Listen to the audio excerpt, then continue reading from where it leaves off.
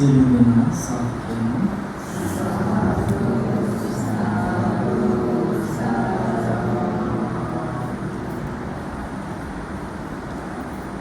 අද මේ පින්බර දවසේ පින්බර භූමියකට හැමෝම එකතු වෙනවා. පින්බර ස්වාමීන් වහන්සේලා සත්පුරුෂයන් වහන්සේලා ගුණමකගේ පින්බර දිනයක්, පින්බර කල්යාණ වූ ජන්මදිනයක් සිහියට නගාගෙන උන්වහන්සේලාට ආශිර්වාද කරගෙන පින්බර වැඩසටහනක් අපි දැන් මේ වෙලාවේ සිදු කරන්නේ. මම හිතනවා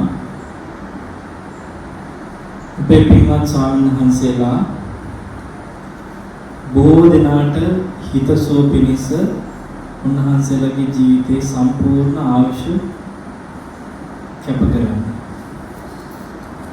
විශේෂයෙන්ම පින්වත්නි අපේ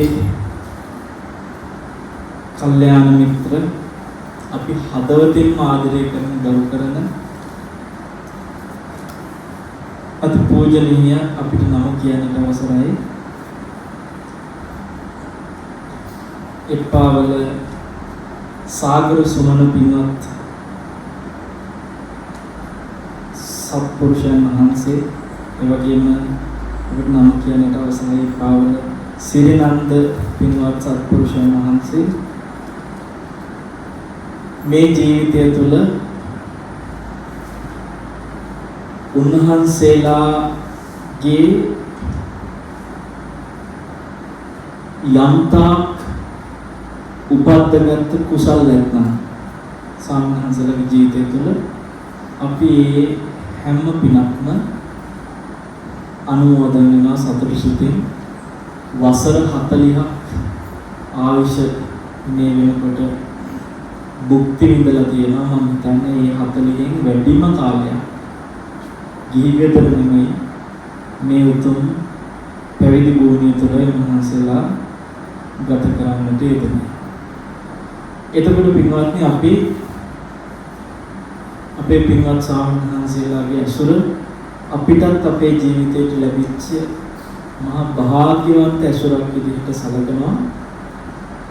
අද දවසේ මට උන්වහන්සේලාගේ ජන්මදිනය වෙනුවෙන් උන්වහන්සේලාට නිතර දන්පැන් පූජා කරන සත්පුරුෂ ඔබට දහම් පදයක් කියා දෙන්න ලැබිච්ච මේ අවස්ථාව පින්වත් ස්වාමීන් වහන්සේලා වෙනුවෙන් මේ විදිහට ආශිර්වාද කරන්න ලැබිච්ච අවස්ථාව මට මගේ ජීවිතේ ලැබිච්ච මහා භාග්‍යයක් විදිහට සැලකනවා. පින්වත්නි අපි සාමාන්‍යයෙන් වැඩිහිටි ස්වාමීන් වහන්සේලාගේ ඒ ගෞරවාන්විත ඇසුර වෙනස්ම ආකාරයකට අත්දකින්න ස්වාමීන් වහන්සේලා දෙනමක් තමයි අපේ පින්වත් සාගර සුමන ස්වාමීන් වහන්සේ සහ මේ පින්වත් සිරිනන්ද ස්වාමීන් වහන්සේ. මට වැඩිපුරම සාගර සුමන ස්වාමීන් වහන්සේ තමයි වඩාත් ඇසුරට ඉඩ ලැබිලා තියෙන්නේ. ස්වාමීන් වහන්සේලාගේ පැවිදි ජීවිතයක් තුළ තියෙන තෝරන ඒ ශ්‍රමණ සාරූප්‍ය උන්වහන්සේලාගේ හැම වෙලාවෙම දකින්න. මම දේශනාව අවසානයේදී අපි වැඩිදුර උන්වහන්සේලා ගැන දකින්න ආකාරය සාකච්ඡා කරමු. දැන් මේ වැඩලා ඉන්නේ මේ ගුණකථන ආසනයකට නෙමෙයි, මේ ආසනේ ධර්මාසනය. ඒ නිසා මේ ආසනය අපිට ලැබෙන්නේ ධර්මයේ කියා දෙන්න. අපි පළමු කොට ධර්මයේ කියා දීලා ඊට පස්සේ අපේ පින්වත් ස්වාමීන් වහන්සේලාව ඊටාම සතුටින් සොම්නසින් සිහිපත් කරමු. මම හිතන්නේ මට මේ අවස්ථාව සලසලා දුන්නේ මට හිතුණා උන්වහන්සේලාගේ ජන්මදිනයේ දවසේ දහම් පදයක් කියන්න ඕනේ කියලා. එහෙම මට වෙලපාට බලෙන් විතරට ඇවිල්ලා ඕගොල්ලෝ ආගෙන මට බණ ටිකක් කියන්න ඕනේ කියලා එහෙම කරන්න බෑ. ඒ නිසා ඒ අරමුණ කාට හරි ඇති වෙනවා. චේතනාවක් ඇති වෙන්නේ ඇති වෙලා ස්වාමීන් වහන්සේ වඩින්න මෙන්න කියලා ආරාධනයක් කරනවා. ඉතින් ආරාධනය අපිට ලැබුණේ අපේ පින්වත් කුලාණේ අම්මගේ. ඇය මම හිතන්නේ මගේ ජන්මදිනේට මේ පසුගිය දවස්වල තිබුණ පෙබරවාරි අග මගේ ජන්මදිනය වෙනුවෙන් මේ වගේම අනුශාසනයක් සිද්ධ කෙරෙව්වා බලංගොඩ රාජ සම්මානස ගෞරව. ඉතින් මේ වෙලාවේ අම්මා ඇය ඉතාම සමීපව ලිංගතුවම ඇසුරු කරනවා. මම කියලා තියෙන්නේ අග්‍ර උපස්ථායිකාව කියලා.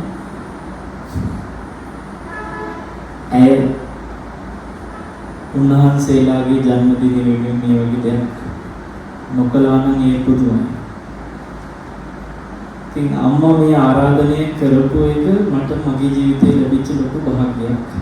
මේ කාලය පුරාම සිදු කරන දේශන අතරේ මම සතුටු වෙන ධර්ම දේශනයක් විදිහට අද දවස් වැඩම කළා. නමුත් මට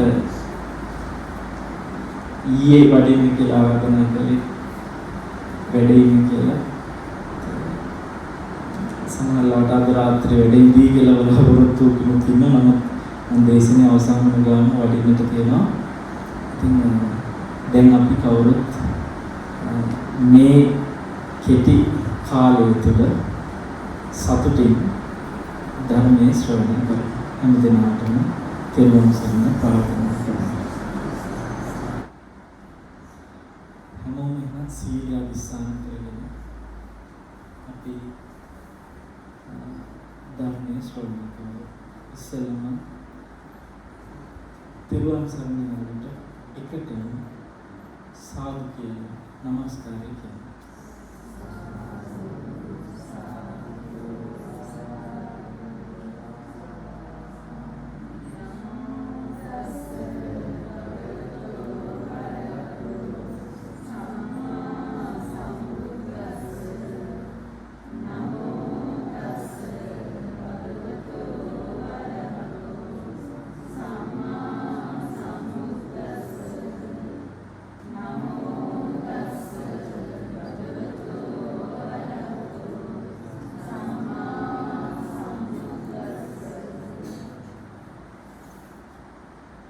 Dham saranam gacchami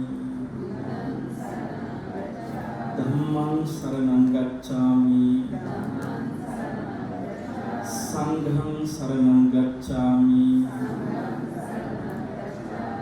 Dutiyampi buddham saranam gacchami Dutiyampi dhammam saranam gacchami Dutiyampi sangham saranam gacchami Tatiyampi buddham saranam gacchami Tatiyampi dhammam saranam gacchami Tatiyampi sangham saranam gacchami Panatipata veramani sikkhapadam samadhiyami Adinnadana veramani sikkhapadam samadhiyami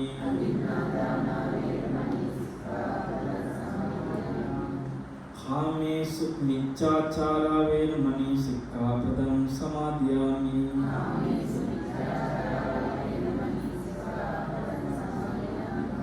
Musāvādā veramani sikkhapadam samadhiyami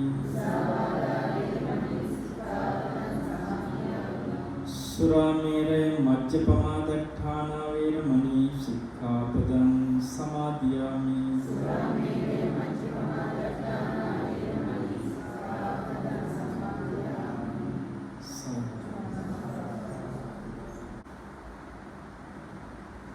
Samanta cakkavalesu atrā gaccantu devata සද්ධම්මං මුනි රාජස්ස සුනන්තු සග්ග මොක්ඛදං ධම්මස්සවන කාලෝ අයං භදන්තා ධම්මස්සවන කාලෝ අයං භදන්තා ධම්මස්සවන කාලෝ අයං භදන්තා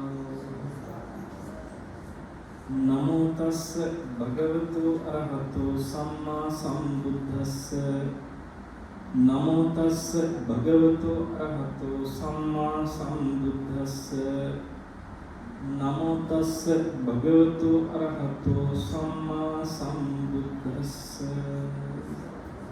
සාදු සාදු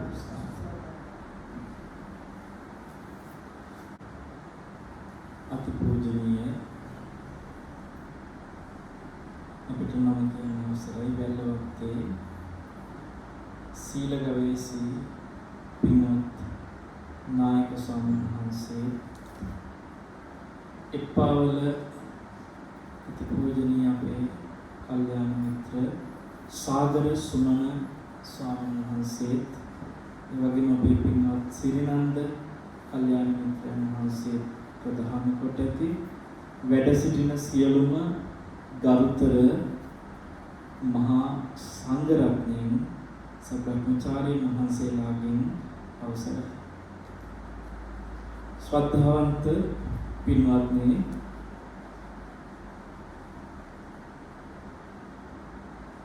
බොහෝ දෙනෙකුට ඉස්සර තීච්ච හිතේ නිදහසේ ධර්මය අහන්න තිබුණ පරිසරය සීමිත වෙච්ච කාලෙකයි මේ විදිහට ඔබ මේ ධර්මයට සම්බන්ධයි. ඉස්සර මෙහෙම ස්වාමීන් වහන්සේලා සම්මුඛ වෙලා නිතර ධර්මය අහන්න ශ්‍රද්ධාවන්ත උපාසක උපාසිකාවෝ කටයුතු කළා. නමුත් දැන් එහෙම ස්වාමීන් වහන්සේලා සම්මුඛයේ ධර්මය අහන්න තියෙන අවස්ථාව හරිම සීමිතයි කොරෝනා හින්දා. එතකොට මේ සීමිත වෙච්ච කාලෙක මෙහෙම ඇහෙන අවස්ථාවක් කියන්නේ දහම් පදයක් ඒක දුර්ලභයි වෙනවා. ඉතින් මේ වෙලාවෙත් අපි සද්ධර්මයෙන් කොහොමද දුර්ලභයි? ඒ දුර්ලභ සද්ධර්මයයි සවන් දෙන්නේ කියන එක හිතේ තියාගන්න. අපි මේ සවන් දෙන්නේ දුර්ලභ ධර්මයක් කියන එක හිතේ තියාගෙන ධර්මයක්. අනිත් එක පින්වත්නි අපේ ආයුෂ කොයි වෙලාවෙ අවසන් වෙයිද අපි කියන්න දන්නේ නැහැ. එහෙම අපේ ආයුෂ අවසන් වෙන මොහොත ස්වල්ප මොහොතකින් වෙනවා නම් මේ සවන් දෙන්නේ අපේ ජීවිතයේ අවසාන ධර්ම දේශනය. අන්න එහෙම හිතන තරමට ඒක ඇඟට ගුණයි හිතටත් ගුණයි. මගේ ජීවිතේ මම මේ අහන අන්තිම දේශනය නම් කියලා හිතුවොත් පින්වත්නි ආවට ගියාට මේ දේශනාව අහන්නේ නැහැ. දේශනේ ඔබ සෑම ඕනකමකින් අවශ්‍යතාවයකින් අහනවා. ඒ ජීවිතයේ අන්තිමටම අහන දේශනේ වෙනවා. එය එසේ කිසිසේත්ම වෙන්නේ නැත කියන්න අපි කායිකවත් විශ්වාසයක් ගහගෙන නැහැ. මමත් දේශනය කරන වෙලාව හිතනවා මේ මම මගේ ජීවිතේ කරන අවසාන දේශනය කියලා හිතන් කරොත් මම උනත් ඔහි ආවට කියාට කරුණු කතා කරන එකක් නෙවෙයි.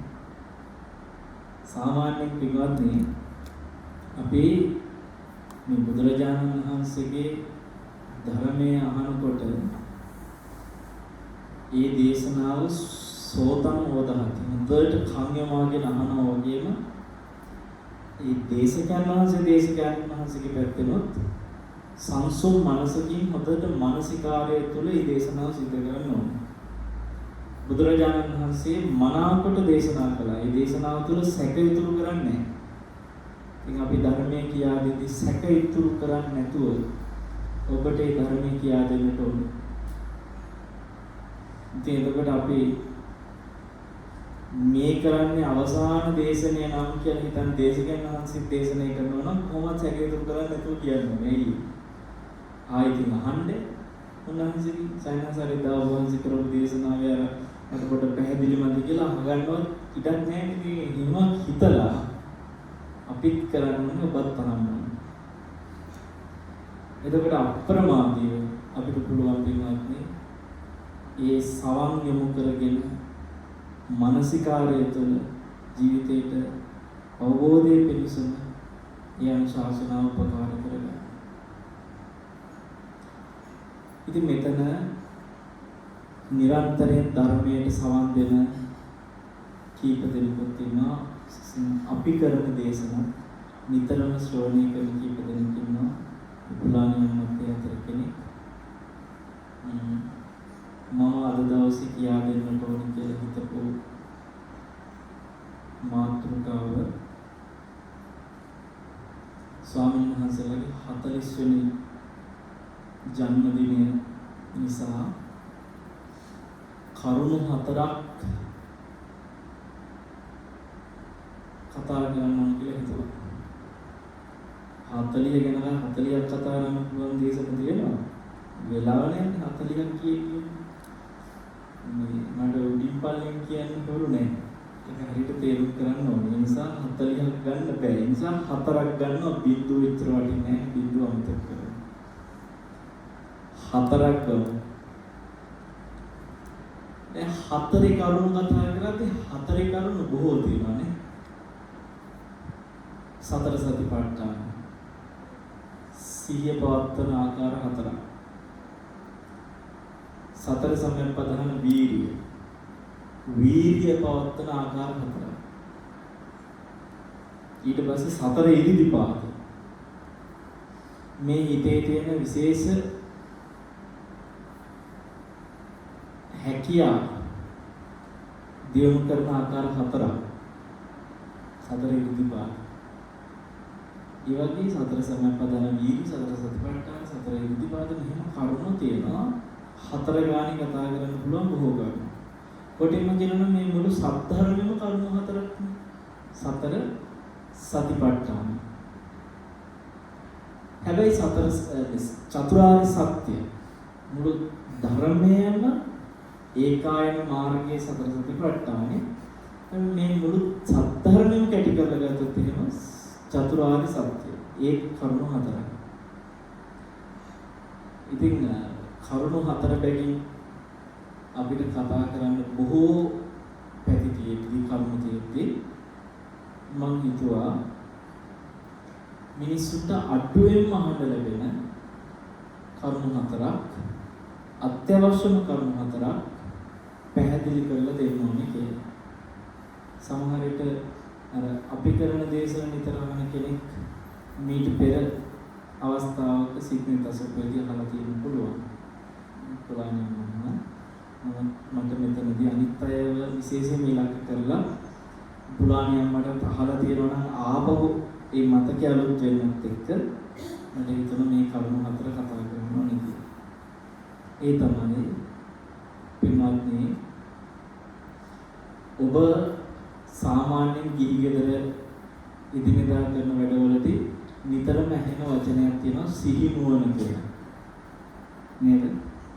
සිහි නුවණ.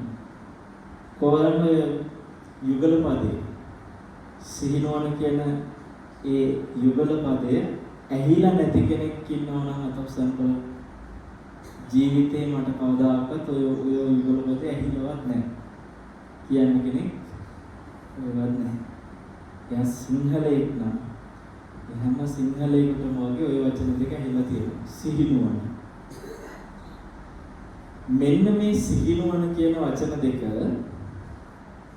පාලියෙන් ගන්නකොට වෙනවානේ බොහොම වටින වචන දෙක.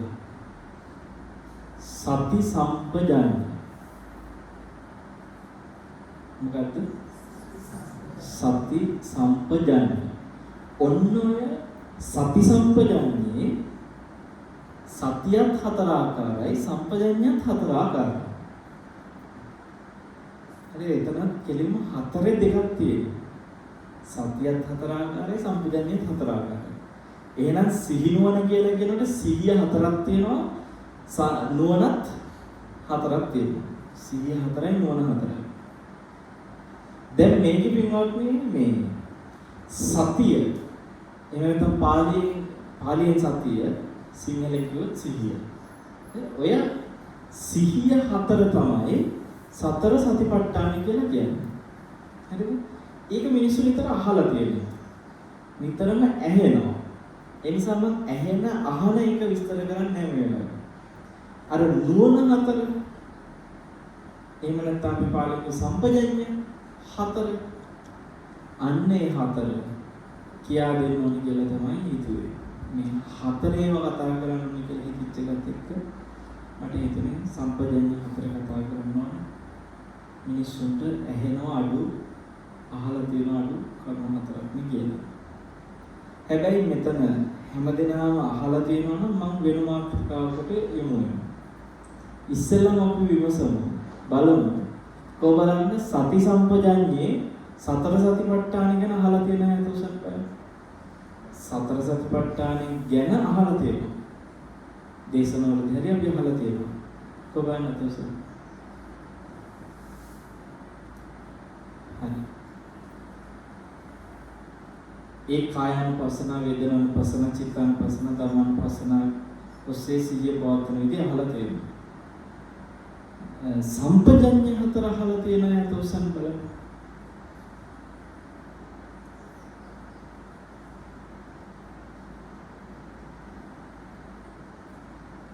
පුරාණයම නෑ ආතංක සම්පජාන සතිපන්න. එතන කර්ම තුන. ඒ ඇවිල්ලා සම්පජාඤ්ඤය ගැන නෙමෙයි එතන කියන්නේ. එතන විශේෂ කර්ම තුනක්. අපි සමහරට දේශනාව අතරදී ගැන කතා වෙයි. සම්පජාඤ්ඤය හතරක් තියෙනවා. කො බලන්න එතකොට මේ සම්පජාඤ්ඤය හතර අහලා නැහැ කියන අය නේද අතසන්.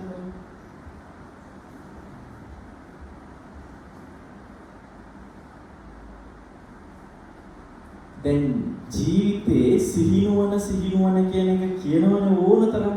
කොවලන්නේ සිහිනුවන කියන වචනේ කියලා තියෙන හේතුසන් බෑ. ඒ යුගලපදේ කියලා තියෙන හේතුසන්. දැන් ඕක කිව්වනම් කියන්න ඕනේ දැනගෙනනේ මොකද්ද කියන්නේ කියලා. දැන් ඕගොල්ලෝ එතකොට සිහිනුවන කියන්නේ මොකද්ද කියලා දැනගෙනද ඔය කිව්වේ. ජීවිතේ සිහිනුවණින් ඉන්නවා කියලා කියන එක කොච්චර දැනගන්න ඕන පුළුල් දෙයක්ද කියලා මේ දේශනාව හොඳට අහගෙන ඉන්නකොට ඔබට තේරෙනවා. මට පේන විදිහට මෙතන හැමෝම මේ ගැන සාකච්ඡා කරන්න ඕන මට්ටමකයි ඉන්නේ. හැමදෙනාටම මේ ගැන පැහැදිලි වෙන්න ඕන මට්ටමක ඉන්නේ. අපි දැන් සම්පජාඤ්ඤ හතර මොනවද කියලා බලමු. මේ හතර ජීවිතේ පින්වත්නි දැන නොගත්ත කෙනා සීනුවන කියන එක ගැන දන්නවත් නැහැ.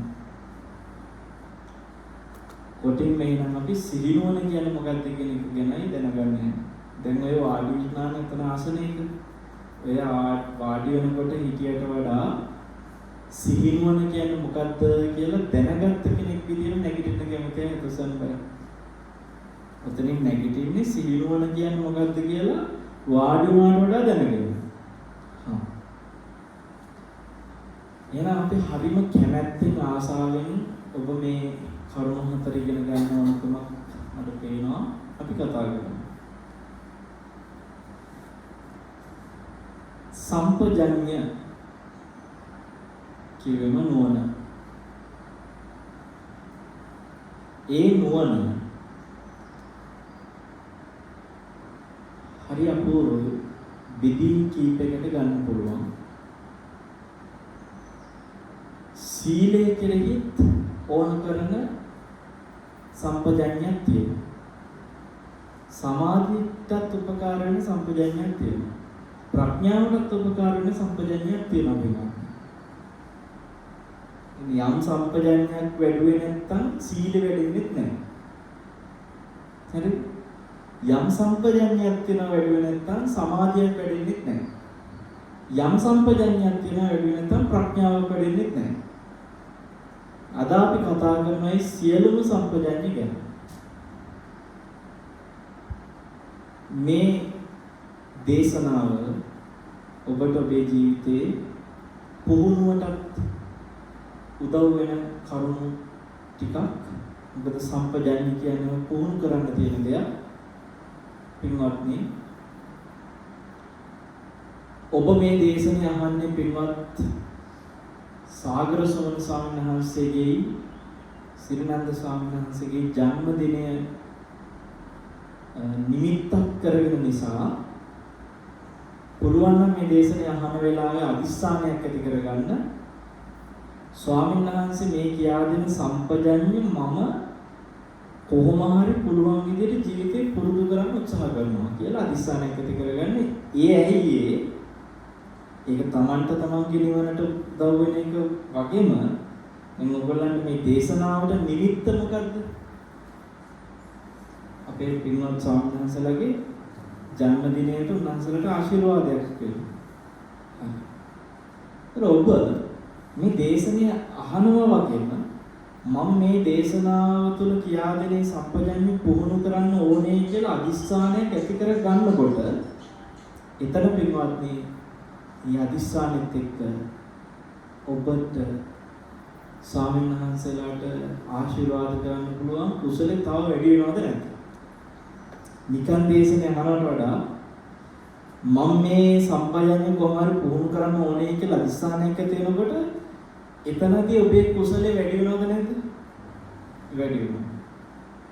එතකොට ඔබ ඒ දේශනේ අහගත්තා වගේම පුළුවන් තැන්වල මේක ජීවිතයට ආදේශ කරගෙන පුහුණුවකට ගන්නකොට මේක පුහුණු කරන ප්‍රතිපදාවක් කරගන්නකොට තව තවත් කුසල වැඩි වෙනවද නැද්ද? එතකොට අර ස්වාමීන් වහන්සේලාට ආශිර්වාද කරන්න පුළුවන් කුසලෙ තවත් වැඩිද නැද්ද? එහෙනම් ඔබ උන්වහන්සේලාට ආදරේ නම් මේ දේශනාව අහන්න පෙර කොහොම හරි මේක හොඳට පුහුණු වෙන්න ඕනකමින් අහනවා කියලා හිතේ තියාගන්න. දැනුමකටම විතරක් නෙමෙයි. අපිට මේක පුහුණුවක් තියෙනවා, ට්‍රේනින් එකක් තියෙනවා. ඒ ට්‍රේන් කරන්න තියෙන පින්වත්නි කැලේකට ආරණ්‍යයකටම වෙලා නෙමෙයි. ජීවිතයේ ඕන තැනක මේ පුහුණුව කරන්න පුළුවන්. දැන් අපි බවුම් පැලස් ගොඩ නගලා කරන්නේ පුහුණුවම තමයි කියලා දෙන්නේ. සති පුහුණුව. එදරේ සති පුහුණුව තුළ අපි හැම කියන කරුණක්ම පුහුණු කරන්න තියෙන දෙයක්. දැන් මේ දේශනාව තුළ කතා කරන්නේ මොකක්ද? පුහුණු කරන්න තියෙන. ඔය සති සම්පජඤ්ඤය කියලා කියන වචන දෙක එකටම කියන්නේ සිහි නුවණ කියන වචන දෙක එකටම කියන්නේ ඇයි? පින්වත්නි, සම්පජඤ්ඤයක් නැති තැන සිහිය දුර්වලයි. නුවණ නැති තැන සිහිය දුර්වලයි. සිහිය නිකන් ඇවිල්ලා බෑ. සම්පජඤ්ඤයත් එතෙන්ට එනවා. ඒක කොච්චර උදව් වෙනවද කියන එක දේශනේ එක්ක තේරුම් ගන්නයි ඔබට. දැන් අටුවා ටීකා කියන්න ඕනේ කියන කරුණුත් එක්ක තේරුම් ගන්න. හොඳයි, එහෙනම් දැන් බලමු. මම කිව්වා සම්පජඤ්ඤය හතරක් තියෙනවා කියලා. නුවණ ඔක්කොම කීයද? හතරක් තියෙනවා. මොනවද ඒ? පළවෙනි එක තමයි සාත්තක සම්පජඤ්ඤය. අයියේ අර සිංහල වචනයෙන් කියනවානේ සාර්ථක කියලා. ඒක නෙමෙයි සාර්ථක නෙමෙයි සාර්ථක. සායන්න අල්තයන්න මහ ප්‍රාණ තයන්න කයන්න කියන්නේ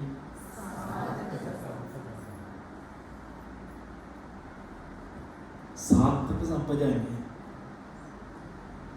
ඔක තමයි පළවෙනි එක.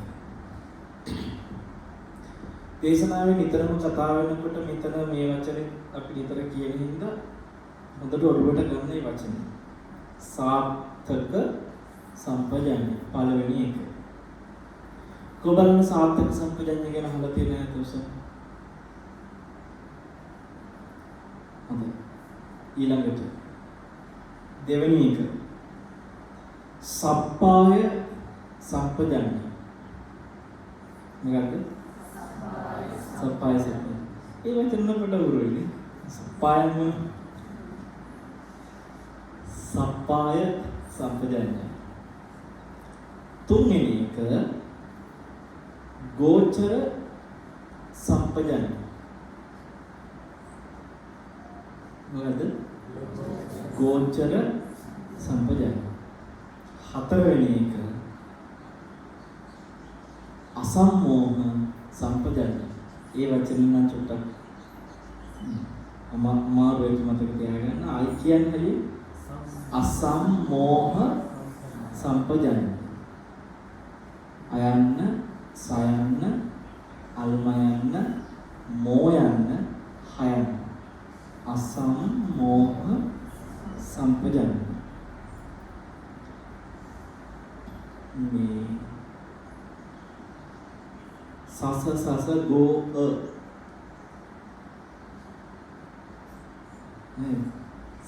සස ගෝ සස ගෝ ඔගොල්ලෝ වල මොකක්ද ඒ භාෂාව කියන්නේ? සස ගෝ එකේ මොකද සස ගෝ කියන්නේ? සස ගෝ කියන්නේ අගෝසස. අයියෝ ඒ කිව්ව හතරේ මුල ලකුණු ටික මුලින් ඉඳලා ගෙඩිකුවා ගෙදරට ටිකුවා. සාත්තක සම්පජඤ්ඤය සප්පාය සම්පජඤ්ඤය ගෝචර සම්පජඤ්ඤය ගෝ. අසම්මෝහ සම්පජඤ්ඤය සස ගෝ අනිපතරයිව අගෝ සස යටින් ලොඩට ගියෝ. හරි මේ වචන ටික හුරු වෙන්න ඕන හින්දා මේ පොඩි දේවල් කරේ කියනයි සස ගෝ කියන්නේ ගෝ මොකක්ද සස දැන් සස දෙකක් නැහැනේ. සස ගෝ කියන්නේ සස ගෝ කොහොම සස කියන්නේ සාත්තක සම්පජඤ්ඤය සප්පාය සම්පජඤ්ඤය සාත්තක සම්පජඤ්ඤය සප්පාය සම්පජඤ්ඤය ගෝ කියන්නේ ගෝචර සම්පජඤ්ඤය අසම්මෝහ සම්පජඤ්ඤය. පඬිතුයෝගේ සිහිනුවන කියන එක ගැන කියලා තියෙනවා සිහිනුවන කියලා. හැබැයි මේ මොකක්ද මේ නුවණ කියලා දැන් දන්නේවත් නෙවෙයි කියනවා නේද? දන්නේ නැතිව කියනවා. අපි ඔබ නෙමෙයි අපි හැමෝම භාග්‍යතුන් වහන්සේ විසින් මේ සති සම්පජඤ්ඤය ගැන අපිට දේශනා නොකරන්න අපිත් ඉතින් ඔය කියවයි කිසි දෙයක් ගන්න නැතුව. නමුත් පින්වත්නි මේ ධර්මයේ තුල මේ ලෝකේ කිසිම ශාස්ත්‍රවරයෙකුට පෙන්වලා දෙන්න බැරි තරම් බුදුරජාණන් වහන්සේ විසින් මේ හිත වැඩෙන ඊටාම සියුම් තැන් බෙදා පෙන්වලා තියෙනවා කියන එක ඔබට දැනෙන්නට ඕනේ. බලන්න උන්වහන්සේ සිහිය හතර ආකාරයකින් පෙන්වනවා කායානුපස්සන, වේදනානුපස්සන, චිත්තානුපස්සන, ධම්මානුපස්සන කියලා. ඒ සිහි ඊට පස්සේ නුවණ හතර ආකාරයකින් පෙන්වලා තියෙනවා. සාත්තක සම්පජඤ්ඤය, සප්පාය සම්පජඤ්ඤය, ගෝචර සම්පජඤ්ඤය, අසම්මෝහ සම්පජඤ්ඤය කියලා. සිහි නුවණ සිහි හතරයි නුවණ හතරයි. මෙච්චර දේවල් බෙද කොයි ශාස්ත්‍රඥ වහන්සේද පිටවත්නි මේ ලෝකයේ තුල තමන්ගේ අවබෝධය දේශනා කරලා තියෙනවා. කොයි ශාස්ත්‍රඥ වහන්සේටද මෙච්චර දේවල් බෙදලා කියා දෙන්න පුළුවන්. මේවා හිතනු නෙමෙයි. මේවා එකකට එකක් ගැලපෙන කිසි කෙනෙකුට වෙන් කරන්න බැරි. ඒ කිසිම කෙනෙකුට අයියෝ මන්න ඕක කරලා බැලුවා හරියන්නේ නැහැ කිසිම ප්‍රතිඵලයක් නැහැ කියන්න බැරි. එන්න ඇවිල්ලා වඩලා බලන්න කියලා එහි පස්සේකෝ එන්න ඇවිල්ලා බලන්න කියන්න පුළුවන් ධර්මයක්. මේ සම්පජඤ්ඤය හතර සම්දිත්තිකයි. මේ ජීවිතය තුළ ඔබ පුහුණු කළොත් එහි ඵල මේ ජීවිතය තුළ ඔබට ලැබෙනවාමයි සම්දිත්තික. සාන්දෘෂ්ටිකයි. ඵල ලැබෙනවාමයි. උන්වහන්සේ ලස්සනට මේවා එකින් එක බෙදලා පෙන්නලා තියෙනවා කියන්නේ ස්වාක්ඛාතයි. උන්වහන්සේ කිසිම තැනක පින්වත්නි සැක ඇති වෙන්නේ තියලා නැහැ. හරි පැහැදිලිව මේවා බෙදලා පෙන්නලා තියෙනවා. මේ කරුණු ටික අපි විමසලා බලනකොට පුදුම රසයක් තියෙන පුදුම ගැළපෙන්නක් තියෙන මේ කරුණ තුල. අපි දැන් බලමු පළවෙනි එක. මොකද්ද? සාර්ථක සම්පජන්‍ය. ඔයගලන්ට මේවා එකින් එක මේ මොනවද කියලා මේ ටික තේරුම් ගන්නකොට එතකොට ඔයගලන්ට සම්පජන්‍ය කියන්නේ මොකක්ද කියලා තේරෙනවා. සාර්ථක සම්පජන්‍ය කරන්නේ මොකක්ද කියලා තේරෙනකොට තේරෙන්නේ සම්පජන්‍යයක් කියන්නේ මොකක්ද කියලා. දැනට ඔයගොල්ලන්ගේ කවුරු හරි කෙනෙක් ප්‍රශ්නයක් අහුවොත් මේ සම්පජන්‍ය කියන්නේ මොකක්ද? ඔයගලන්ට යාට මේක තේරුම් කරලා දෙන්න පුළුවන්ද මේ මෙහෙම දෙයක් කියලා? නියම් පොඩි වචනකින් සම්පජන්‍ය කියන නුවණ කියලා කියනවා කියලා නෙමෙයි. මෙන්න මේකයි සම්පජන්‍ය කියන්නේ කියලා ඔබ තේරුම් කරලා දෙන්න පුළුවන් තරම් දක්ෂ වෙන්න පින්වත්නි මේ දේශනාවෙන් පමණක්. ඔබ එහෙම දක්ෂ වෙන්න ඕනේ. ඔබට මේ ටික හොඳටම ප්‍රමාණවත් වේවි. හරියට හොඳට සවන් දීගෙන ඉන්නවනම් ඔබ එහෙම දක්ෂ වෙන්න ඕනේ කියලා ඔබට කියන්නම පින්වත්නි උනන්දු කරවන්න. මේ කියන කරුණු ටික හොඳට ඔබට ග්‍රහණය කරගන්න. ඒ ග්‍රහණය කරගත්ත කෙනාට සම්පජන්‍ය කියන්නේ මේකයි කියලා ඉතාම පැහැදිලිව තව කෙනෙකුට කියලා දෙන්න උනත් පුළුවන් තත්ත්වයට ඔබේ මනස ගන්න පුළුවන් මේ කරුණු හතර හරියට තේරුම් ගත්තා. ඉච්ඡරටම සම්පජන්‍ය පැහැදිලි වෙනවා මේ හතර. අපි බලමු පළවෙනි එක සාර්ථක සම්පජන්‍ය. අපි ජීවිතේ ඕන තරම් අතපය හසුරවන කය හසුරවන වචන හසුරවන හිත හසුරවන කොටින්ම කියනවා අපි විවිධ ක්‍රියා කරනවා විවිධ දේවල් ක්‍රියා කරනවා කය ක්‍රියා කරනවා වචන ක්‍රියා කරනවා හිත ක්‍රියා කරනවා අපි විවිධ වැඩ කරනවා කොටින්ම කියනවා පින්වත්නි ඔය කරන දේවල් මට අර්ථයක් තියනවද නැද්ද කියලා බලන්න පුළුවන් නම් ඔය කරන දේ. ඇයි මම ඒක කරන්නේ? මොකටද මම ඒක කරන්නේ? මට ඒක ප්‍රයෝජනයක් තියනවද?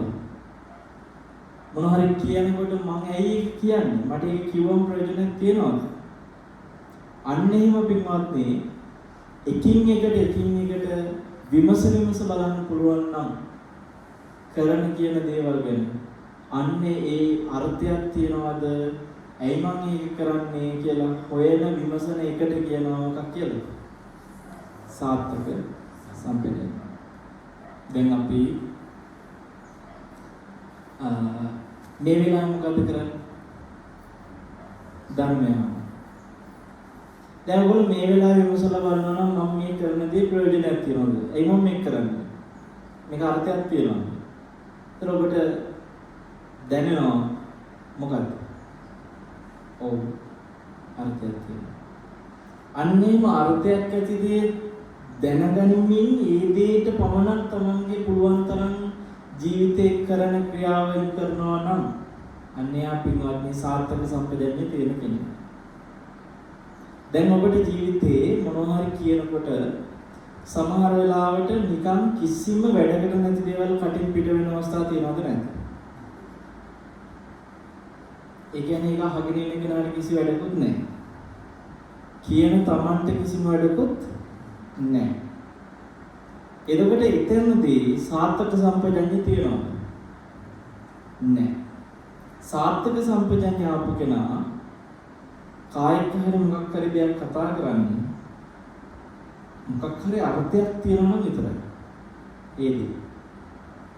ඒ අර්ථේ විමසලා බලන එකට කියනවා සාර්ථක සම්පජන්‍ය. ඔයගොල්ලෝ සමාජයේ දැකලා තියෙනවා නේද සමහරවිට කියනවා මෝඩෙක් කියලා නේද?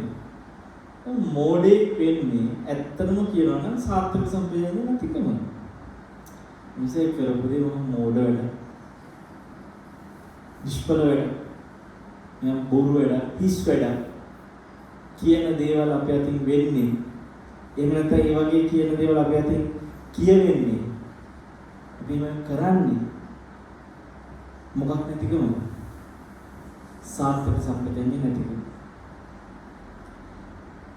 ඒක පින්වත්නි ලෝකෝත්තර ලෞකික දෙකටම වැදගත් වෙනවා. හොඳට මතක තියාගන්න. මේ දෙකටම ඕනේ. නිවනට විතරක් නෙමෙයි. සාමාන්‍ය ජීවිතේ කියවද්දිත් ඕනේ. අපි කරන හැම දෙයකටම මේක ඇයි මම කරන්නේ? මේ දෙක කරන්න ඕනේද? මේ දෙක කරන්නේ වැදගත් වටිනාකමක් තියෙනවද? අපි විමසීමස බලන්න ඕනේ. දැන් උපලාණිය වලට නම් විශ්‍රාම සුවයේ ඉන්නේ.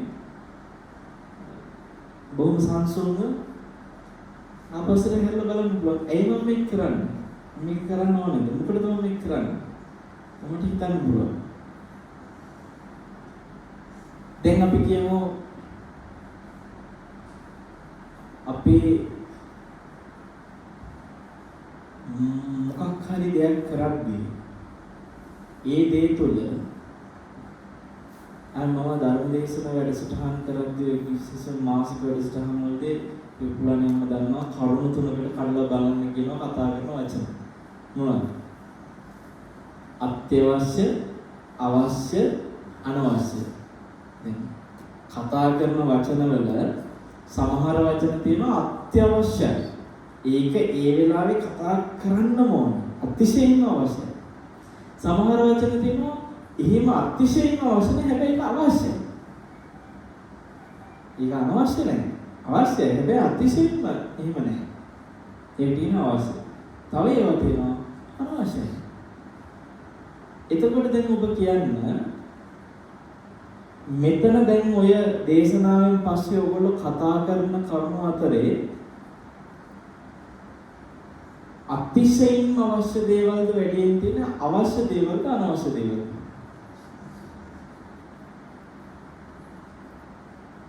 මොනවද වැඩියෙන් තියෙන්නේ?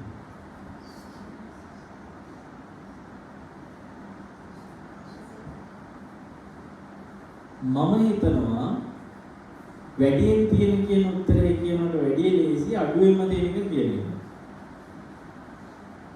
අතිශයින්ම අවශ්‍ය කතා තියෙන්නේ අඩුවෙන් වෙනවා. ඇත්තටම හරි අඩුයි අපිට දැන් දේශනේ අවසන් වුණාම අපි හිතමු පුලාණි අම්මමයි අහනවා සම්හංශ අද මේ සේනාසනේ රැට වැඩ ඉන්නවද? සමහරට ඒක අහන්නේ දාන ලෑස්ති කරන්න මොකක් හරි දෙයකට.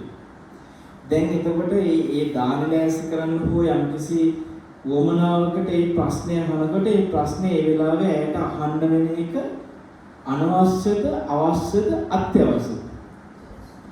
ඒක අත්‍යවශ්‍යයි. ඒකට අතිශයින්ම අහන්න අවශ්‍ය එකක්. ඒක ඔයගොල්ලෝ දැන් මතන ඔහොම ඉන්න ගමන් හරි මේ අර ඊයේ ස්වාමීන් වහන්සේ තමයි දේශනාවකට කිව්වා මෙහෙම කරුණක් කියලා ධර්ම කරුණක් කතා කරනවා. ඒක අත්‍යවශ්‍යද අවශ්‍යද අනවශ්‍යද? මොකද? ඒක අවශ්‍යයි. අනවශ්‍ය නෙවෙයි. හැබැයි ඒක කතා කරනකොට එහෙම මෙතන ඉන්න වෙන්නේ නැහැ වගේ මොකක් හරි අතිශයින්ම කතා කරන්න ඕන ප්‍රශ්නකුත් නෙමෙයි. ඒතර ඒකේ අනවශ්‍යයි කියන්නේ තමන්ට වැඩකුත් නෑ අනවශ්‍ය වැඩකුත් නැති කතාව. දැන් ඔබ ඔය තුනට හරියට දාලා බලතැනගෙන ජීවිතේ ගොඩක් දේවල්.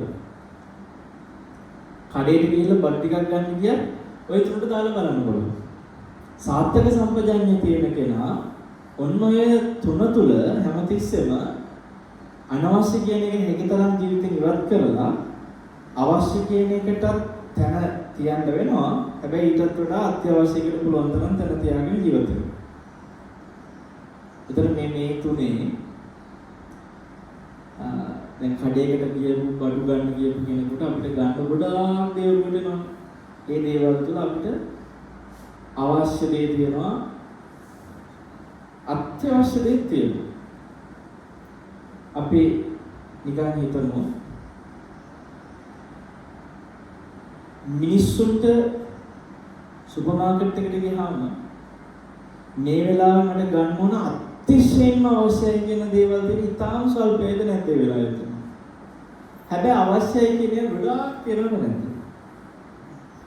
දැන් නිකන් දෙනවා ඔයගලන්ට ඕන දෙයක් අරන් යන්න කියනවා මේ සුපර් මාකට් එකකින්. අපි මේ පොඩි මේ අද හැමෝටම ඔෆර් එකක් දීලා තියෙනවා. තමන්ට කැමති තරම් බඩු අරගන්න. විශේෂ ටැග් එකක් අද අපේ සුපර් මාකට් එකෙන් ඔයගලන්ට කැමති දේවල් අරන් යන්න. දැන් ඕගොල්ලෝ සුපර් මාකට් එකේ ඇවිදිනකොට අතට ගන්න එක ඔයගලන්ට හිතෙන්නේ නැත්නම් මේකත් අවශ්‍යයි. මේකත් අවශ්‍යයි. මුළු කඩේම අන්තිමට මොකක් වෙනවද? අවශ්‍යයි.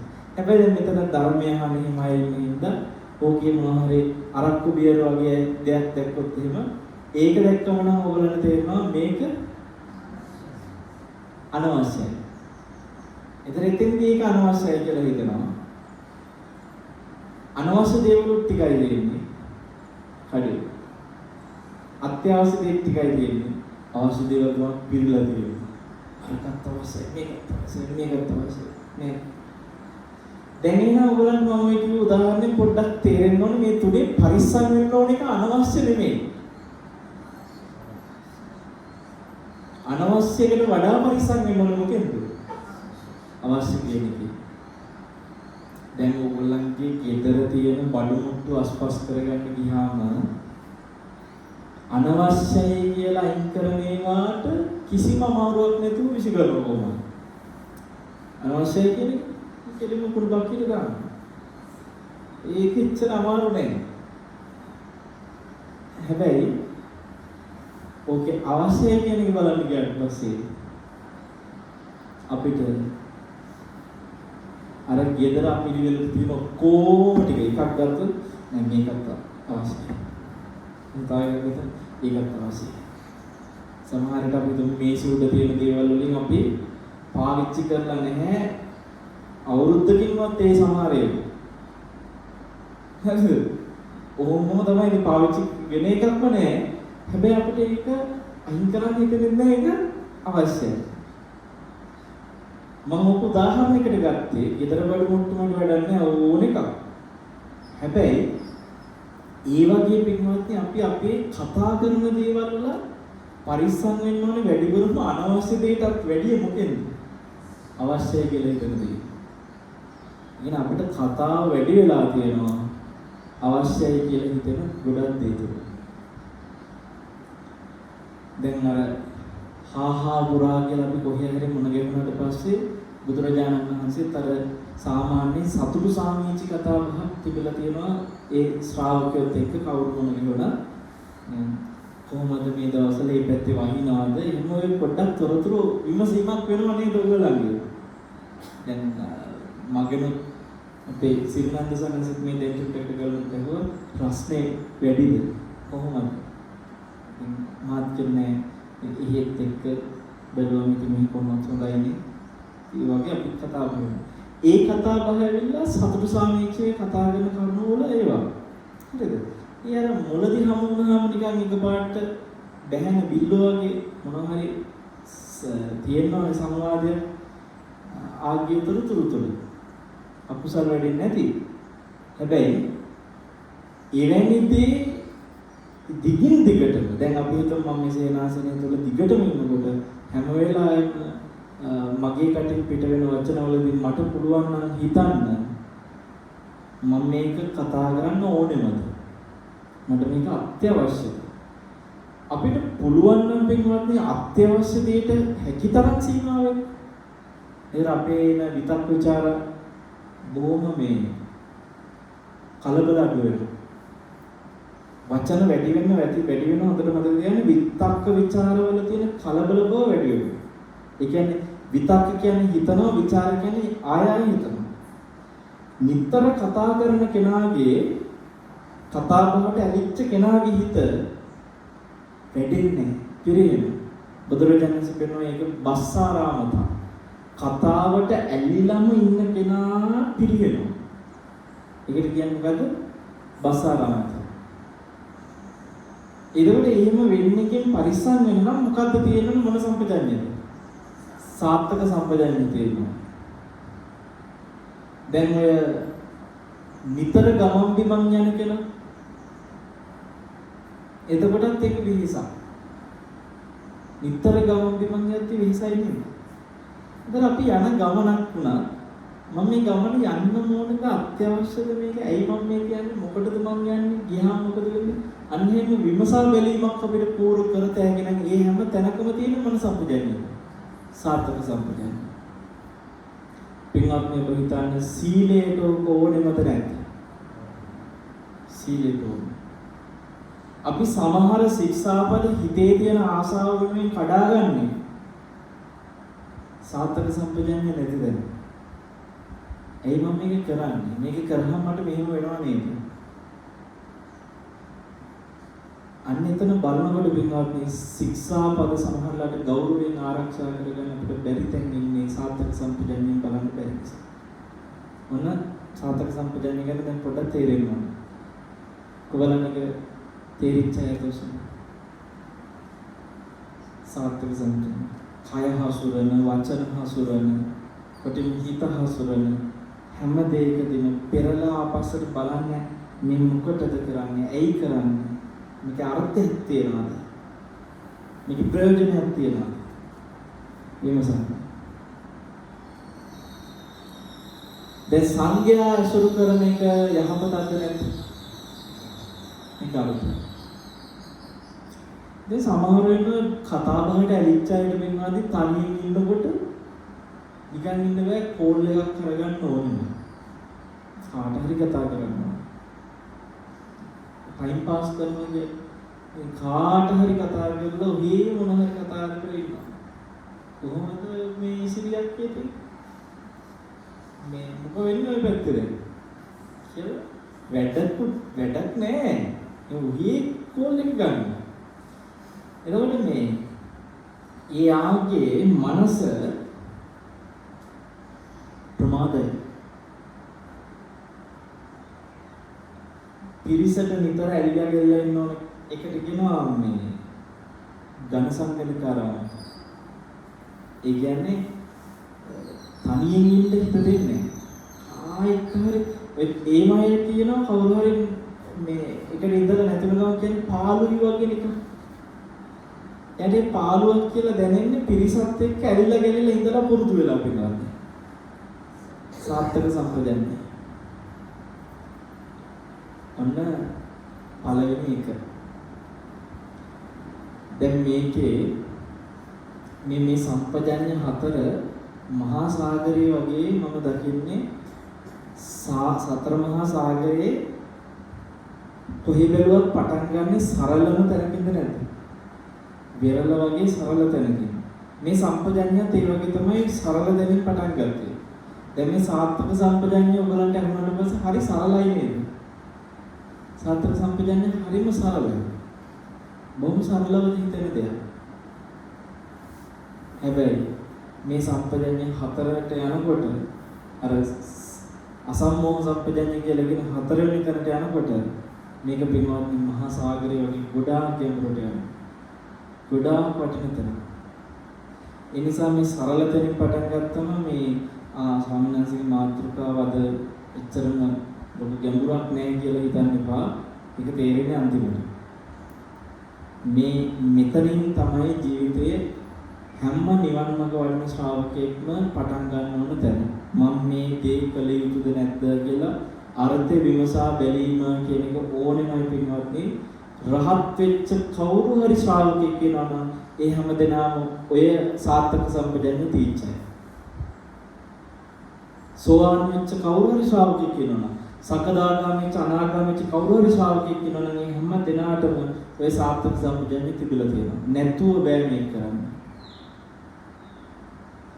අපි දැන් බලමු ඊළඟට. දෙවෙනි කරුණ මොකද්ද? අයිය කියන්නේ සප්පාය සම්පජඤ්ඤය. ඔන්න ඒකෙදි පොඩි මේ වෙනස් දෙයක්. ඔබ දන්නවද ජීවිතේ සමහර අර්ථයක් තියනවායි කියලා හිතන දේ කරන්නේ නැතුව ඉන්න වෙන තැන් තියෙනවා. මොකද කිව්වේ? අර්ථයක් තියෙනවා වටිනවා කියලා හිතෙන සමහර දේවලුත් තියෙනවා කරන්නේ නැතුව ඉන්න වෙන තැන. කොච්චර වටිනා අර්ථයක් තිබ්බත් සමහර තැන් තියෙනවා ඒ තැනදී කරන්න හොඳ නැහැ. අන්න ඒ අර සාර්ථක සම්පජන්‍ය විසින් කරන්න කියලා කියපු අර්ථයක් ඇතිදී ඇතැම් විට සුදුසු නැති තැන් වෙනකොට මේක මෙතෙන්ට ගැලපෙන්නේ නැහැ කරන්න එපා කියලා පෙන්නලා දෙන්නේ සප්පාය සම්පජන්‍ය. මම පොඩි උදාහරණයක් කියන්නම් මේ දවස්වල ගැලපෙන. මේ සිරිපාදේ කාලේ නේද? දැන් ඔබට මතකද මේ කොරෝනා වල දැන් නම් ගානක් නැහැ මිනිස්සුන්ට හැමතැනම ඔහේ යනවා. දැන් මට මතකයි ඉස්සර සාගර සුමන සංඝංශෙත් මේ දෙවෙනි වෙලේ පටන් ගන්න හදන කාලේ මට ඒ කාලේ මෙහි වඩිද්දි කිව්වේ PCR චෙක් කරලා report එකක් අරන් එන්න. හරිද? හැමතිස්සෙම කියනවා වඩින්න. හැබැයි නිකන් වඩින්න බෑ. මොකද්ද ඔය? PCR report එකක් ඕනේ. එහෙම තිබ්බ බය. දැන් කිසි ඇහිල්ලක් නැහැ. වඩින්න, වැඩ ඉන්න. අන්න කුටි තියනවා. කොහේ ඔබහස කොහෙද වැඩියේ දැන් මුකුත් අහන්නේ. දැන් මම ඊයේ එක්තරා නාලිකාවක ධර්ම දේශනාවක් කරනවා. ඒකට ඒ පිටකොටු කිට්ටු ලෝකවෙන්ද මධ්‍යස්ථානේ. එතකොට ඔයගේ අපි හැමතැනම වඩිනවා. දැන් උන්වහන්සේ වහන්නේ ගානක් කරන්නේ. ඒක හැමෝටම හිම වෙලා වගේ නේ රටකම දැන් ගානක් නැති වෙලා වගේ. හැබැයි ඒක හිම වෙන්නේ. පින්වත්නි ඔබ හිතන්න දැන් සිරිපාදේ යන කාලෙට වැඩි ගිය පාර සිරිපාදේ යන කාලේ මිනිසුන්ට මේ මට මතකයි මාර්තු මාසේ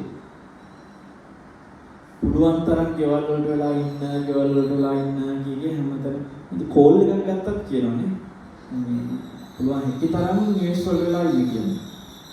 දැන් එහෙම කියද්දී සමහරු ඒ කියන දේ අහන්න නැතුව සිරිපාදේම යනකොට මට මතකයි ජනාධිපතිතුමත් කියනවා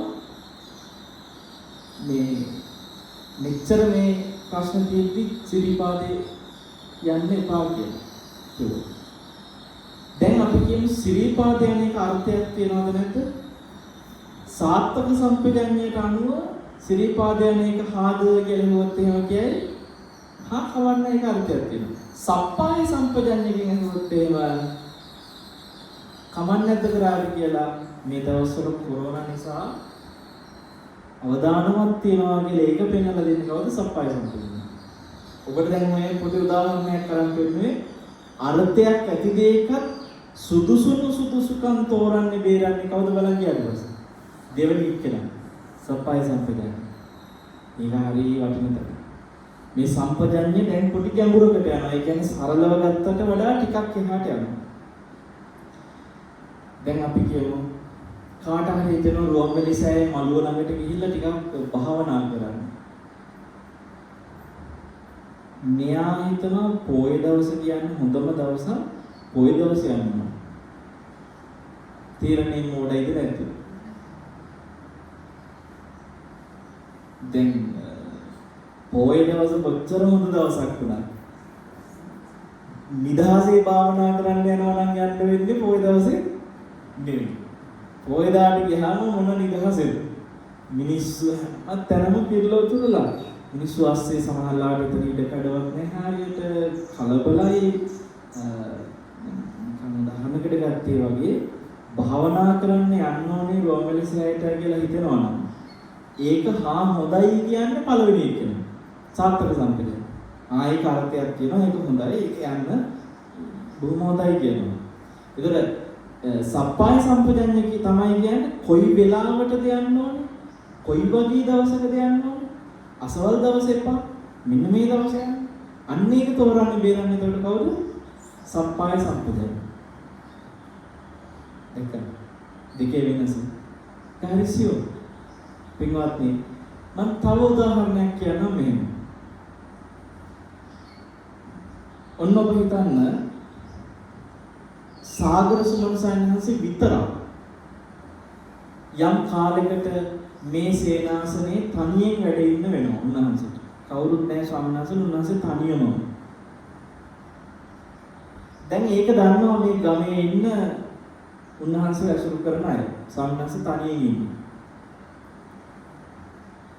ඔන්න කාන්තාවකට අපි තවත් වැඩි හොඳට කියමු ගෑනු ළමෙක් ඉන්නවා. එයා ස්වාමීන් වහන්සේගෙන් නිතර දහම් කරුණු ඉගෙන ගන්න කෙනෙක්. දැන් මෙයාට මොකක් හරි දහම් ගැටලුවක් එනවා. මෙයාට හිතෙනවා මම මේක ගිහිල්ලා ස්වාමීන් වහන්සේගෙන් විමසලා දැනගන්න ඕනේ. මේකේ උත්තරේ දැනගන්න ඕනේ මේ දහම් ප්‍රශ්න විසඳ ගන්න ඕනේ. ඔබ කියන්නේ මේක සාර්ථක සම්පජඤ්ඤකින් අහුවොත් මේ ගෑනු ළමයා මම ස්වාමීන් වහන්සේ මොන ගිහිල්ලා මේ දහම් ගැටලුව විසඳ ගන්න හාද එපාද කියලා සාර්ථක සම්පජඤ්ඤය මොකක්ද කියන්නේ? පළවෙනි එක. කොච්චර හොඳයිද? දහම් ගැටලුව විසඳ ගන්න සංඝයා මොන ගිහින්නේ නෑ. කියලා සාර්ථක සම්පජඤ්ඤය කියනවා. එතකොට සප්පාය සම්පජඤ්ඤය තමයි කියන්නේ ස්වාමීන් වහන්සේ තනියෙන් මේ වෙලාවෙ ඉන්නේ. ඔයාම තනියෙන් යනවා නම් ඒක සප්පාය නෑ. ඒක අසප්පාය. ඒක සප්පාය නෑ. ඒක සුදුසු නෑ. ඔයා උන්නන් යන්න ඕන පිරිමි කෙනෙක් කියන්නේ. ඒක කියන්නේ සප්පාය සම්පජඤ්ඤය. බලන්න මේ සිහි නුවණ කියන එකේ නුවණ කියන එක තමයි මේ පෙන්නන් ඉන්නේ.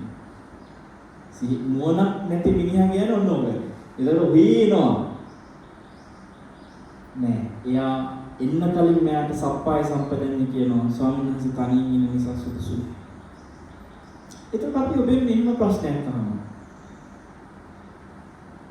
ඇය අනාගාමී නම් ඒ කියන්නේ ඇය කාමරාගය ඇත්තෙම නෑ ප්‍රහාණය කරුවා. එය අනාගාමී.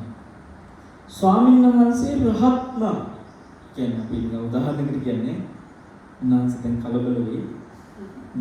මේ උදාහරණයකට කියන්නේ ඒ ආරාමයේ තනියෙන් ඉන්න කවුරු හරි සනසනමක් අපි කියමු ඒ සයන්හන්සේ රහතන් වහන්සේ නම අර එන අම්මා ඒ තරුණිය ඇය අනාගාමී. දැන් ඔබ කියන්නේ ස්වාමීන් වහන්සේගේ පැත්තෙන් කාමරාගයක් හටගන්නෙත් නැහැ. ඇයගේ පැත්තෙන් කාමරාගයක් හටගන්නෙත් නැහැ. මේ දෙදෙනා අතරේ විපත්තියකට හේතුවක් නැහැ. එහෙමනම් ඇය ඇවිල්ලා හරිම සාකච්ඡා කරන එක සුදුසුද? ඔබේ උත්තරය.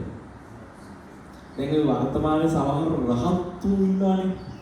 රහත් වර්තමානයේ සමහර රහත්තු අනිත් වගේ සමහර රහත්තු වගේ වෙද්දි කියනවා අපි නිකෙලස් නිසා අපිට ඕවා ප්‍රශ්නයක් නෑ. ඕවා රකින්න ඕනේ කෙලස් තියනයි. අපිට ඕවා රැකෙනවද කැඩෙනවද ඕවා නෑ. මනසේ සබ්බ පාපස්ස අකරණ සියලු පව් අපි කරන්නේ නැති හින්දා අපිට ඔය සීල් රකින්න ඕනේ කියලා ගන්නෑ. කියලා සමහර රහත්තු කියනවා වර්තමානයේ. මාර්ගඵල ලැබුවොත් ඒගොල්ලෝ මේ නිකලස් හින්දා ඒගොල්ලන්ට සීලයෙන් වැඩක් නැහැ.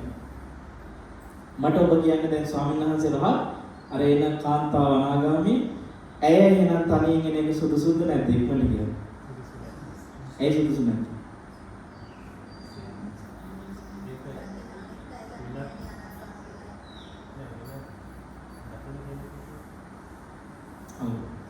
සමහර විට පින්වත්නි ඇය මොම තනියෙන් ආවා දකින්නවා ගමේ තව කවුරුද අන්නර හාමුදුරු තනියෙන් ඉන්න දසල අන්න කෙල්ල ගිහිල්ලා එනවා ඒ ආරාම පැත්තේ ඉඳලා එන්නේ තනිය. දැන් සමහර විට අරහාමුදුරු රහක් නැත්තම් මේ එහෙම චෝදනාවක් ලොකු විපාකයකට යන්නේ නැති වෙයි අර මනුස්සයාට. දැන් ඒ හාමුදුරු රහත් නිසාම මේ වගේ චෝදනා කෙනෙක්ගේ කටින් කියවෙන්නේ නැති වෙන්න වැඩ කරන්න ඕනද නැද්ද? ඇයි? අතනදී අර මිනිස්සයා බොහෝ අකුසල් කරන්න පුළුවන්. නේද? එතකොට පින්වත්නි සප්පාය සම්පජඤ්ඤය රහතන් වහන්සේලාට අනාගාමී කෙනෙකුට උනත් කාමයේ සම්පූර්ණ කාමරාගෙන් ප්‍රහාණය කරපු කෙනෙකුට උනත් ඒ වගේ තැනකදී මේක මේ වෙලාවේ කරන එක නුසුදුසුයි කියන සම්පජඤ්ඤය දෙනවා සප්පාය. මේක සප්පාය නෑ මේක සුදුසු නෑ කියලා වෙනවා. දැන් අපි ඒකෙදි තව ඔබට මෙහෙම කියනවා. හොඳයි ගමේ අය සියලු දෙනාම දන්නවා අර ස්වාමීන් වහන්සේ රහත් කියලා. හරිද? හැමෝම දන්නවා. මේ සන්නාසිකය අතින් කිසිම කාමරාගය හට ගැනීමක් වෙන්නේ නැහැ. මොනම විදිහකවත් එහෙම දෙයක් වෙන්නේ නැහැ කියලා ගමේ සියලුම දෙනා දන්නවා. පිටින් එනවනම් කවුරුයි ඒගොල්ලෝ දන්නවා. ඒක මුළු රටම දන්නවා. එහෙම හිතමුකෝ. අර ගෑනු කෙනා අනාගාමී කියලා හැමෝම දන්නවා කියමුකෝ. දැන් එහෙනම් අර ගියපු චෝදනා කරන්න තියෙන ඉඩක් නැහැ. එහෙනම් එන්නේ ඒක සුදුසුයි.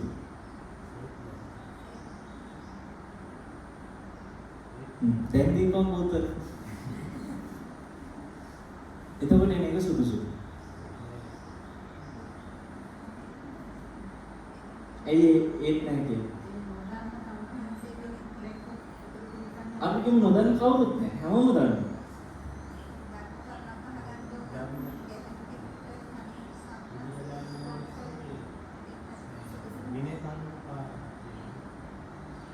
දැන් ඔබ හිතන්න හරි විනය ශික්ෂාපදේ පනවලක් නැහැ කියමු. එහෙම ශික්ෂාපදයකට පනවලක් නැහැ. එතකොට එහෙම කරන එක සුදුසුයි.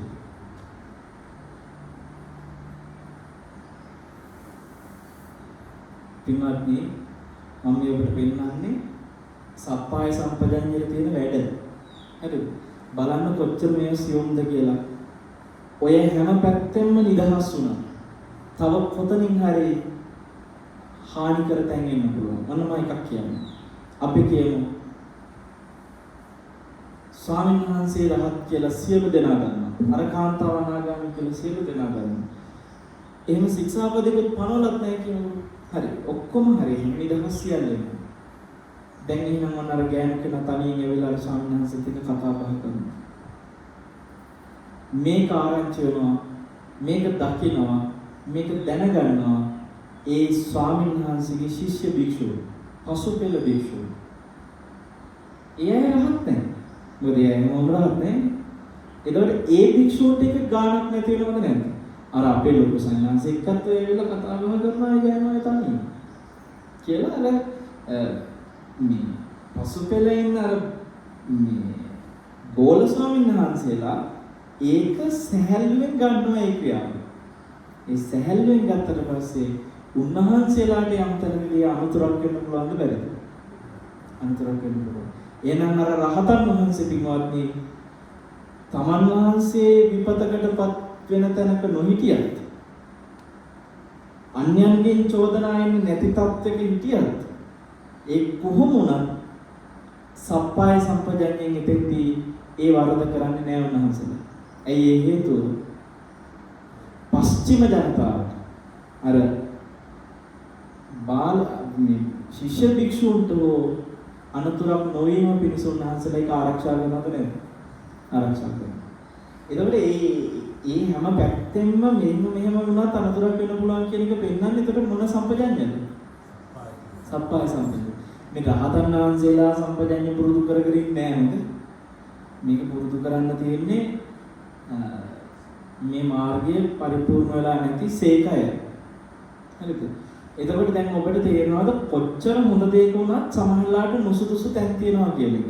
දැන් අර ගෑනු කෙනා මේ නරක දෙයකනේ ධර්මයක් අහගන්න යනවා කියන එක හොඳ දෙයක්. අර්ථයක් ඇති දෙයක්. හැබැයි කොච්චර අර්ථයක් තියෙන දෙයක වුණත් නුසුදුසු තැන්, නුසුදුසු අවස්ථා තියෙනවා වෙනවා.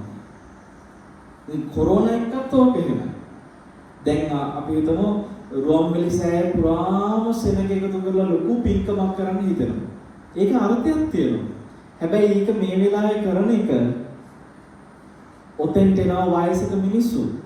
ওই වයසක මිනිස්සු අතරේ කී දෙනෙකුට සමහරවිට ප්‍රතිශක්තිය අඩුද අපි දන්නේ නැහැ. මේ මිනිස්සුන්ට දුර්ලභව ලැබිච්ච මනුෂ්‍ය ජීවිතේ බොහොම ඉක්මනින් අත්හැරෙන්නට හේතු හදනවා වෙන්න පුළුවන් නේද? අපි එතෙන්දී මේ වගේ කාලවකවානුවක එහෙම දෙයක් කරන එක අපි දැනගන්න මේක සප්පාය නෑ. සාත්තකයි. සාත්තක සම්පජඤ්ඤයට අනුව හරි. හැබැයි මේක සප්පාය නෑ. සප්පාය සම්පජඤ්ඤයට අනුව නෑ ඒක සුදුසු නෑ. ඕකේ තව හොඳ කරුණක් තියෙනවා. මේ සබහාක නිමිත්තක හැමතිස්සෙම ඉන්න කියනවා දැන් ඔය. අසුභ භාවනාව කරන කෙනෙක් අමුසොහොනට යනවා කියමුකෝ. ඒ කාලේ ගියානේ අමුසොහොනට. ගිහිල්ලා මිනිහක් තෝරගන්නවා තමන්ගේ අසුභ අරමුණ ගන්නවා. එතකොට පින්වත්නි ස්වාමීන් කියන්නේ පිරිමි කෙනෙක් නම් මේ භාවනාව කරන කෙනා එයාට කාන්තා මල සිරුරක් තෝරා ගැනීමේදී සමහර විට එයාගේ නූපන් අකුසලයක් උපද්ද ගන්න ඒ මృత ශරීරයේ ළඟ ඉඩ හැදෙන්න පුළුවන්. එහෙම වෙලා නැද්ද? වෙලා තියෙනවා. සමහර සම්මාසවලට වෙලා තියෙනවා. කොහොම වුණත් එතන සංඥා පල්ලාසයක් තමයි. නමුත් පින්වත්නි අටුවාවල කියනවා පිරිමි කෙනෙක් පිරිමි මృత ශරීරයක් දැකීම ගැහැණු කෙනෙක් ගැහැණු මృత ශරීරයක් දැකීමත් සමහරයි. ඒක සුදුසුයි මේ භාවනාවට. එතකොට ඒක සප්පාය සම්පජඤ්ඤයෙන් පෙන්වන දෙන්නේ. මෙන්න මේ විදිහේ මිනිහක් ළඟට යන්න කියලා කියන එක සප්පාය සම්පජඤ්ඤයෙන් පෙන්වන දෙන එක. දැන් ඔයගලන්ට මේ සප්පාය සම්පජඤ්ඤය ගැන තේරෙනවද? ඔයගලන්ට තෝසෙ. දැන් ඔය දෙකම ආවොත් නේද සීලය හරියට හැදෙන්නේ. ඔය දෙකෙන්ම තමයි සීලය ආරක්ෂා කරන්නේ. ඔබ සීලයට සෑහෙන උදව් වෙන කර්ම දෙක.